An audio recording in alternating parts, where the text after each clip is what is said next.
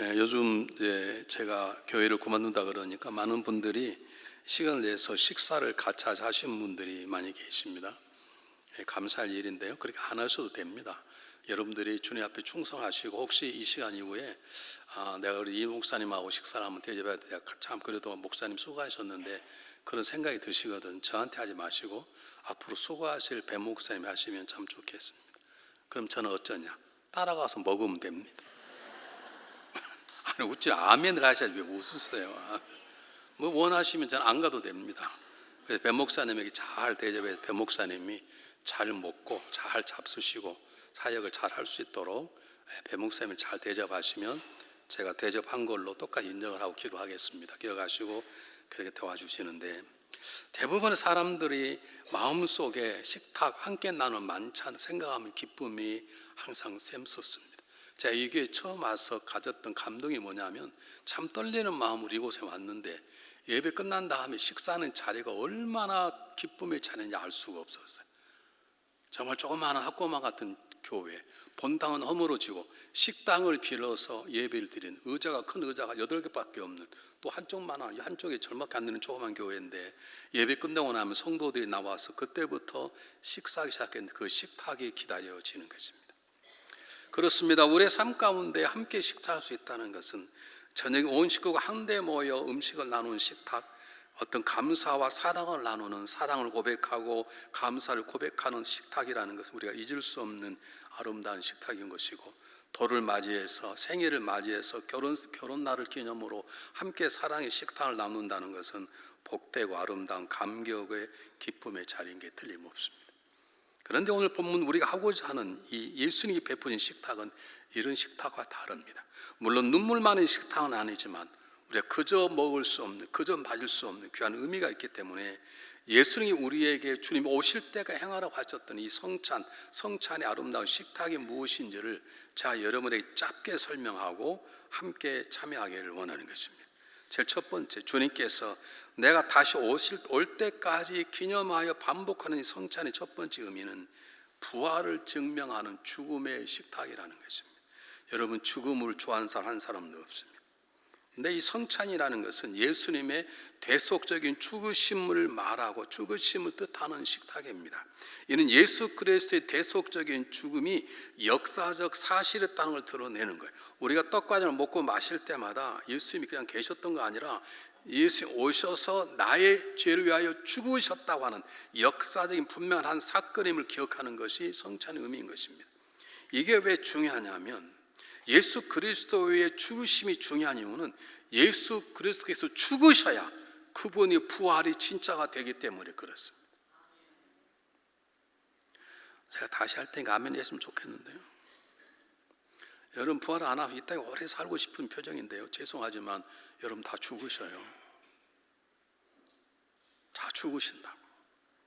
요즘 뭐 100세 시대가 되었고 앞으로 150세대가 되었다고 그러더라고요. 제가 책을 한 권 샀는데 갈수록 요즘은 거꾸로 젊어진대요. 어떤 분이 저한테 그래서 목사님 우리 오시는 젊으셨다고. 제가 젊어져 봤자 뭐가 되겠습니까?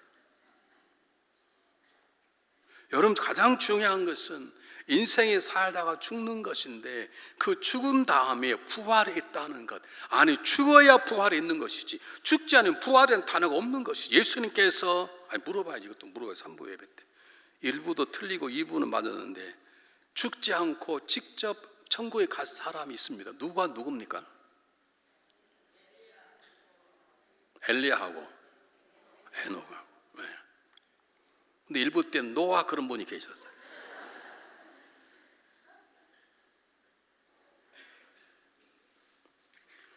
여러분 예수님께서 그분은 에녹하고 엘리야보다 위대한 사람이 있으니까 그분은 그냥 가셔야지. 그렇다면 이 땅에 부활이 없고 그분의 부활이 없다면 저와 이런 부활이 없는 것입니다.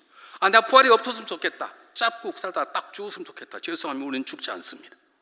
우리 만들 때부터 영생의 삶이기 때문에 주님께서 부활의 권세를 가지고 천국의 길을 열지 않으면 저와 여러분 살다가 죽으면 끝이 아니에요. 짧고 굵게 살 수 없어요. 죽고 나면 우리는 부활하게 돼 있고 그 부활이 주님의 부활로 연결되지 않으면 저와 여러분은 지옥의 부활로 우리는 평생 말할 수 이를 갈며 슬피 울미라 말하는 것처럼 그런 삶을 살게 되어 있는데 정말 우리가 성찬을 할 때마다, 주님의 살과 떡을 먹고 마실 때마다 주님께서 죽으셨다는 거예요. 그 죽으셨다는 말은 그분이 부활이 역사적 사건임을 우리에게 말씀해 주는 것입니다. 여러분 기억하시기 바랍니다. 믿음으로 예수님이 정말 나를 죽으셨다, 그게 끝이 아니다. 그분이 다시 살아나셨다. 그러므로 그리스도의 부활이 나의 부활임을 믿는 믿음으로 떡과 잔을 마시기를 부탁을 드립니다. 두 번째는 다 말로 설명할 수 없지만 성찬은 신비한 식탁입니다. 그리스도 안에서 새롭게 탄생된 자녀가 탄생된 새로운 양식이 있는데, 그게 뭐냐면 예수님의 살과 피입니다. 제가 일부 때 잠깐 말씀드렸는데, 로마 사람들이 지하교회 무덤, 카타콤이나 무덤에서 그리스도인들이 모여서 뭘 행위를 한다 그러니까 첩자 스파이를 보내서 그들이 뭘 하는가를 조사했는데, 여러분 첫 번째 죄명이 뭔 줄 아십니까? 역사적인 첫 번째 죄명, 그게 로마 황제를 섬기지 않았다는 게 아니라 첫 번째 죄명이 식인죄입니다. 그들이 첩자가 들어가서 보니까 자기 뭘 하는데, 이게 살이요 피다, 예수의 살이요 피다, 먹고 마셔라. 그들 그대로 보고했습니다. 그들은 예수라는 사람의 살과 피를 먹고 한 나이다. 그래서 이스라엘 기독교인들이 준 첫 번째 죄가 뭐냐면, 로마 황제를 믿지 않는 건 두 번째고, 첫 번째는 식인죄입니다. 그리고 오해를 받았습니다. 여러분, 이건 굉장히 중요한 것입니다. 우리가 먹고 살아야 될 삶의 역사가 이 땅의 것만 끝이라면 우리는 예수님의 살과 피를 먹고 마실 아무런 필요가 없습니다. 우리의 삶이 영생의 삶인데, 영생의 삶을 살아내려면, 죽음을 건너뛰고 천국이라는 문을 열고 영원한 삶을 하는 것 없이 살아내려면 우리는 새로운 양식, 새로운 음료를 먹고 마셔야 되는데, 첫 번째 그 주님의 살이고 두 번째가 주님의 피인 새로운 음료인 것입니다. 요즘 보면 건강식품이 너무 많이 나와 있어요. 저도 주로 건강식품만 골라서 먹는 스타일이지만, 여러분 분명히 아십시오. 건강식품을 아무리 먹어도 건강할 줄 모르지만 이 땅에 죽습니다. 영원한 삶은 오직 영생의 삶을 사시고 영생을 열었던 예수 그리스도의 살과 피를 먹고 사시는 방법밖에 없습니다. 또 하나 물어볼게요. 일부 때 너무 웃기는 분이 계셔가지고 내가 물어봐야 되겠어. 누에고치는 뭘 먹고 삽니까? 예? 뭐요? 네, 뽕잎 그랬는데 뽕이요 이런 사람 계셨어요. 나는 오늘 아침에 얼마나 웃기는지 몰라. 물론 누에고치 무슨 뽕을 먹고 살아요. 뽕잎을 먹고 살지. 정확하게 말씀하셔야 되지. 근데요, 누에고치가 죽어요. 스스로 다 감아가지고 자기 안에 둘이 자살해요. 근데 죽은 자 같은 거 살아나네. 뭐가 돼요? 호랑나비가 되면, 호랑나비가 태어나서 뭘 먹고 살아요?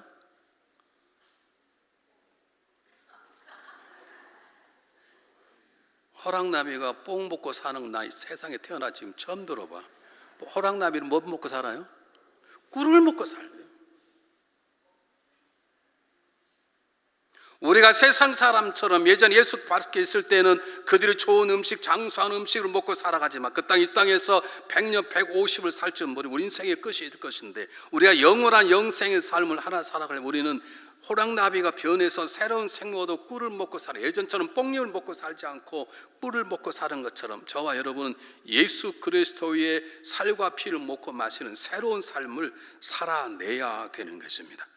주님이 분명히 올해 뭐라고 말씀, 55절은 뭐라고 말씀, 내 살을 먹고 내 피를 마시는 내 안에고 나도 그 안에 거한다라고 말씀하셨고, 내 살과 피가 살이고 양식이고 진짜 음료이라 말하지 않습니까? 내 살은 참된 양식이고 내 피는 참된 음료로다고 주님이 직접 말씀하셨고, 그 살과 피를 먹는 자만이 영원한 삶을 살아가는 거예요. 죄송해요. 비싼 돈 주고 값비싼 걸 잡수시기 바랍니다. 올가닉 있는 그 좋은 것들 가지고 필요지 않은 걸 잡수시기 바랍니다.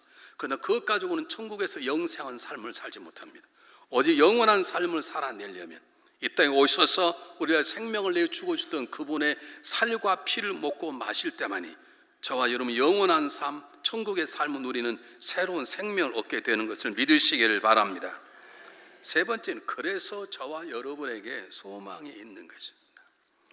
제가 어릴 때 전도사할 때 저희 교회를 잘 섬기는 가정이 있었는데, 아들이 딱 하나가 있었는데요, 8살 돼서 몸이 아파서 병원에 입원을 시켰는데 백혈병이었나 봐요. 근데 그걸 의사가 말하지 않고 잘 고쳐보려 하다가 한 달 정도 돼서 드디어 이제 고칠 수 없다, 아마 그걸 알려야 되겠다 그래서 부모에게 오늘 좀 병을 오시면 좋겠습니다. 부모가 사업하시는 분인데요. 그래서 이 부모는 아들을 그냥 맡겨놓고 이제 뭐 그냥 잘 고치게 했는데 연락을 받은 거예요. 근데 그분이 연락을 받고 마음이 좀 불안했던가 봐요. 우리 목사님이 전화해서 목사님 의사가 보자 그러는 좀 걱정있는 목사님 같이 가시겠습니까? 그래서 그 어린아이 부부 둘하고 목사님도 저를 가져요. 저희가 같이 목사님과 따라가서 병원에 들어갔습니다. 주치의가 오셨습니다. 잘생겼더라고요. 하얀 가운을 입고 멋지게 생겼어요. 그리고 그분이 조심스럽게 입을 열었습니다. 최선을 다했습니다. 그런데 죄송하지만 소망이 없습니다. 인간의 가장 치명적인 단어는 나쁘다는 게 아닙니다. 나쁘도 좋은 사람 얼마나 될 수 있습니다. 살인자요, 살인자가 성인이 될 수 있고 성인군자도 될 수 있습니다. 인간이 당할, 인간에게 주어지 않을 가장 절대로 받지 못할 단어가 뭐냐면 소망이 없다는 말입니다. 여러분, 세상에는 소망이 없습니다. 저는 아직도 그 장면을 잊을 수가 없습니다. 그 젊은 어머니는 쓰러져서 병원 바닥에 기절할 정도고 생전 눈물 한 보지 않았던 산의 대점 같은 그 아빠 권사는 얼마나 엉엉엉 우는 것인지, 소망이 없던 말 한마디에 한 가정이 무너내리는 삶을 제가 잠시 보았습니다.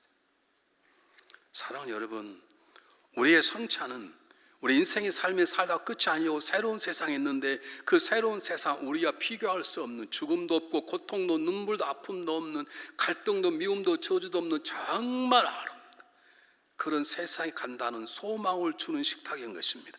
믿음으로, 난 아무런 능력도 없고 업적도 없지만 믿음으로 주 명하신 살과 피를 믿음으로 먹고 마시면 내게는 천국이 나의 집이 되고 내게 천국이 나의 것이 된다고 하는 놀라운 소망을 새롭게 갖게 되는 것입니다. 요한복음 14장 1절로 3절에 보면 제가 장례할 때마다 가장 많이 이용하는 말씀입니다. 너희는 마음에 근심하지 말라. 하나님 믿으니 내 말을 나를 믿으라. 내가 내 집에 거할 곳이 많다. 내가 너희 일러스리라. 내가 가서 너희를 위하여 초설 입에 가는데 내가 초설 잘 이해하면 다시 와서 너희를 내가 데려가 나를 영리 나 있는 곳에 거하게 하리라 라고 하는 주님의 말씀입니다. 이 말씀은 내가 예수를 믿을 때 믿음으로 떡과 잔을 먹고 마시는 우리에게 주어지는 하나님의 복된 약속임을 믿으시기를 바랍니다. 이런 말씀 드리기 대단히 죄송한데 여러분, 좋은 집 사신 거 잘하신 것입니다. 좋은 집 사십시오. 조은승 원사님 좋은 집 최근에 사셨지? 미안해, 그거 나중에 두고 가야 돼요. 어쩌려고? 거기 영원히 못 사시네. 좋은 집 사세요. 그건 죄도 아니에요. 사시면 처음엔 기쁘죠. 나중에 다 두고 가야 돼요. 여러분이 살아 이 땅에 하나님의 은혜로 주신 것이지만 하늘의 아름다운 교회를 지어서 하나님이 아름다운 교회 건물도 다 주고 가야 되는 거예요. 유일하게 영원히 가져갈 수 있는 건 내 안에 있는 생명, 그분이 주시는 새로운 생명을 가지고 살아가는데 그 생명이 예수 그리스도의 살과 피를 먹는 자에게 주어지기 때문에 오늘 우리 행하고자 하는 성탄은 진정한 소망의 식탁임을 믿으시기를 바랍니다.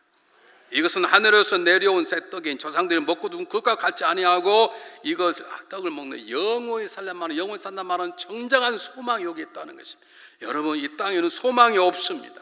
이 땅에는 소망이 없음. 있는 것처럼 꾸며는 가짜 인생을 살지 마십시오. 아무리 돈을 많이 벌어도 소망은 이루어지지 않습니다. 아무리 강건한 소망은 태우지 않습니다. 대통령이 돼도 소망은 없습니다. 오직 예수 그리스도의 살과 피를 먹고 마셔서 여가 천국 시민이 될 때만 저와 여러분은 소망이 있는 것입니다. 여러분, 소망이 없으면 아무것도 아닙니다. 오늘 시간 믿음으로 주님의 살과 피고 마시는 우리들의 삶 가운데 모든 고통과 슬픔과 아픔과 외로움과 모두 이겨내는 강력한 소망의 역사가 있으시기를 주님 이름으로 축복합니다. 네 번째입니다. 네 번째, 고린도서 11장 26절의 말씀을 보면 사도 바울이 성찬의 비밀을 얘기하면서 우리가 주님이 오실 때까지, 오늘 이 시간 살과 떡을 먹는 우리들은 주님이 다시 오실 때까지 주의 죽으심과 살아내심을 증거하는 자가 되어야 할 거라는 놀라운 말씀을 선포했습니다. 여러분, 천국에 가는 사람이 천국 시민입니다. 천국 시민은 죽어서 천국 가야 천국 시민이 아니라 내가 예수 그리스도의 살과 피를 먹고 마시는 그 순간에 천국 시민이 되는 것이고, 그리고 그때부터 천국 시민다운 삶을 살아내야 되는 것입니다. 천국 시민다운 삶을 살아낸다는 건 세상 사람들에게 천국 시민다운 삶을 전파시키는 삶을 살아가는 것입니다. 57절이 중요하기 때문에 함께 읽습니다. 57절 한번 펴주세요. 똑같이 큰 목소리 한번 읽어보겠습니다. 시작. 살아계신 아버지께서 나를 보내시면 내 아버지로 말미암아 사는 것 같이 나를 믿는 그 사람 나로 말미암아 살리라. 나로 말미암아 사는 영원히 산다는 뜻입니다. 그냥 영원히 산단 말이 아닙니다. 저 말씀 속에는 영원히 살고 천국 시민으로 살면서 천국 복음을 증가하는 천국 시민답게 살게 하겠다는 뜻입니다. 우리가 예수 그리스도의 살과 피를 믿음으로 먹고 살면 천국의 직분인 집사, 권사, 장로는 이 땅의 직분이 아닙니다. 그 놀라운 은혜를 받아서 나만 잘 사는 것이 아니요 나만 행복하게 사는 것이 아니라 나로 인하여 다른 사람까지도 그 대열이 들어오도록 하는 삶을 살아내는 것이 살리라는 단어인 것입니다. 우리는 우리만 잘 살 수 없어요. 자, 여러분에게 100번, 101번째 말하는데 우리는 빛과 소금입니다. 빛과 소금이 되라고 말하지 않아요. 너희는 세상의 빛과 소금이라고 선포를 하셨어요. 여러분, 빛은 감출 수가 없습니다. 저 빛 때문에 저와 여러분이 보는 거예요. 소금은 소금의 맛을 감출 수가 없습니다. 저와 여러분이 천국을 소망하는 사람으로, 영생을 소망하는 생명의 사람으로, 부활을 소망하는 새로운 믿음으로 살아가면 우리는 그냥 살 수 없습니다. 그런 내려온 삶의 전파, 내 남편이 변하고 내 아내가 변하고 내 자녀가 변하고 내 친구가 변하는 그런 선한 영향력, 하나님의 사랑의 사명을 감당하는 삶이 되는 것입니다. 오늘 이 시간 떡과 잔을 먹고 마신 우리들에게 다시 한번 그리스도인답게 살아가는 그리스도인의 삶을 증거하는 사명을 감당하는 자가 되시기를 주님의 이름으로 축복합니다. 다섯 번째입니다. 지금까지 살펴본 성찬의 의미를 한마디로 요약하면 죄는 죄인인 인간을 사랑하시는 하나님의 러브 스토리입니다. 로마서 5장 8절 보면 우리가 아직 죄인 되었을 때 그렇게 우리를 위하여 죽으심으로 하나님께서 우리에 대한 자기의 사랑을 확증하셨느니라. 내가 우리 집사람하고 결혼생활 이제 40년이 올해 40년 됐는데 우리 집사님 정말 참 좋은 사람이에요. 아멘 좀 합시다. 근데 참 내 이해할 수 없는 신비로운 사람이에요. 왜 그런지 저한테 한 번도 여보 나 사랑해? 물어본 적이 없네요. 물어보면 얼마나 좋겠어요. 아 그럼 사랑하지. 내가 다 준비가 돼 있거든 지금.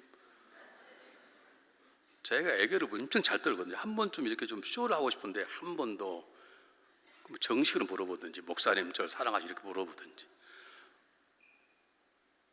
여러분 오늘 주님께서 하나님 말씀하십니다.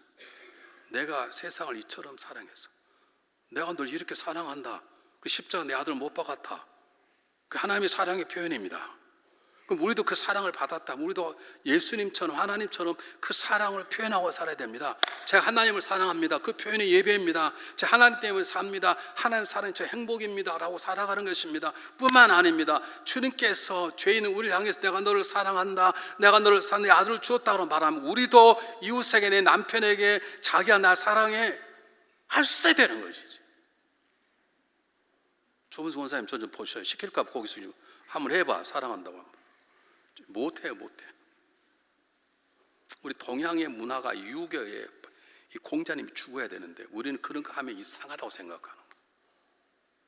주님께서 발가부 내가 너를 사랑한다고 말씀하시는 우리가 그 사랑을 받고 우리가 누구에게 사랑을 고백하지 못합니까? 할 수 있어야 되지 않습니까? 누구에게나 다 심지어는 원수까지도 사랑할 수 있어야 되는 거예요. 아 사랑한다고 고백할 수 있어야 되는 거예요.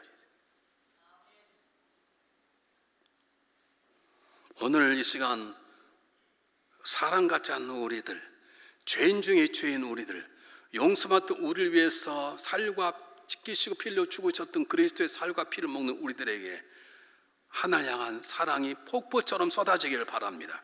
뿐만 그 사랑으로 내 이웃을, 내 아내를, 내 남편을 사랑해내고 품어내는 역사 있기를 바랍니다. 제발 3부에서 2부로, 2부에서 1부로, 1부에서 4부로 돌아다니는 쫄따구들이 없기를 바랍니다. 사랑할 수 없는 사람을 품어내는 것이 신앙인의 삶인 것이고 주님의 은혜인 것이고 십자가의 능력인 것이고 떡과 잔을 먹고 마시는 우리의 거룩한 삶임을 믿으시기를 바랍니다. 주님께서 뭐라고 말씀하십니까? 주님께 친히 말씀하셨습니다. 내 마음을 다하고 목숨을 다하고 뜻을 다하고 하나님을 사랑하라. 이와 같이 내 이웃을 내 몸처럼 사랑하라. 이게 가장 큰 율법의 강령이니라 말씀하셨습니다. 이것을 지키는 자가 우리고 지킬 수 있도록 그분께서 우리 안에 그분의 사랑을 부어주신 것입니다. 여러분, 우리에게 사랑하지 못할 죄인이 있어서는 안 됩니다. 우리가 사랑할 수 없는 그런 어려움이 고통 일도 있어서는 안 됩니다. 값을 지불하고서도 사랑해내어야만은 역사가 있어야 될 것입니다. 그런 뜻으로 장난하고 진짜로 옆 사람 손을 잡으시고 그 누구든 내가 당신을 사랑하고 사랑하고야 말 것입니다. 당당히 서로 얘기하시기 바랍니다. 뭐 동성끼리라고 이상하게 생각하지 마시고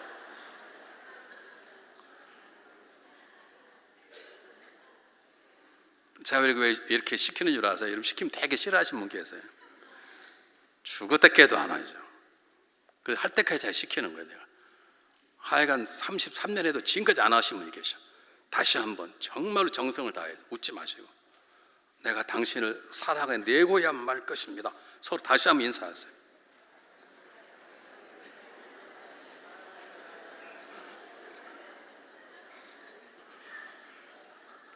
재밌어. 이거 별 사람 다 있어. 가만 이거 하기만 하고 그래 자기는 안 하고 난 그 사람 조문수 원사라고 말해본 적이 없어. 자기도 해야지. 그래 뭐 하는 것이에요 우리는. 이제 우리에게 복된 길이 열렸음을 믿으시기를 바랍니다. 믿음으로 이 시간 떡과 잔을 마시는 우리들이 하나님 놀라운 역사가 있어서 우리도 언제인가 사도 바울처럼 고백할 수 있어야 됩니다. 내가 그리스도와 함께 십자가 못 박혔나니 이제는 내가 산 것이 내가 내 안에 누가 사신 것이라 그리스도께서 사신 것이라. 이제 내가 육체 가운데 사는 것을 나를 사랑하사 나를 위하여 자기 몸을 박으신 하나님의 아들을 믿는 믿음 안에 사는 것이라. 이 오늘 시간 떡과 잔을 먹고만 우리들에게 진솔한 고백, 삶의 고백이 되기를 주님의 이름으로 축복합니다. 기도하겠습니다.